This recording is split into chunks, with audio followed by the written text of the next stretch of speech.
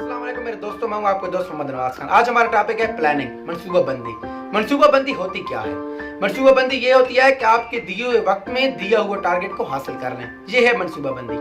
दुनिया के कामयाब लोगों पर जब रिसर्च हुई है तो इस बात का पता चला है कि उनमें जो एक खूबी मुश्तरक थी वो थी मनसूबाबंदी।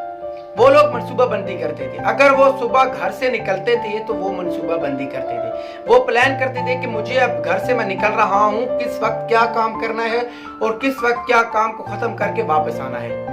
वो रोजाना की डेली रूटीन में वो अपनी प्लानिंग करते थे। अगर आप एक दिन की प्लानिंग नहीं कर सकते तो सोचिए कि क्या आप 60 साल जो जिंदगी गुजारनी है उसको किस तरह गुजारेंगे। उसको आप वेस्ट कर देंगे, उसको आप जाया कर देंगे। आप एक अच्छे प्लानर बने, आप जिंदगी को प्लान करना सीखें। इसके लिए मार्केट में बुकें मिलती हैं, वो बुक पढ़ें कि किस तरह जिंदगी को गुजारना है।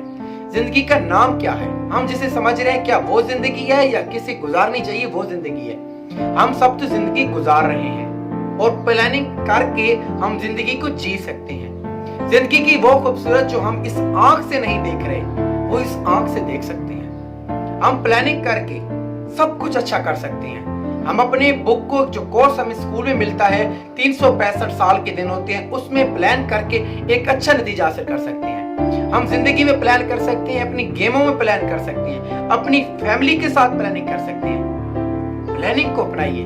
जिंदगी में जो टारगेट मिलता है उसको एक वर्क पर लिखिए और देखिए कि क्या मेरे पास 10 दिन हैं और 10 दिनों में मुझे ये चीज अचीव करनी है, क्या मैं कर सकता हूँ। उसके लिए प्लान बनाएं।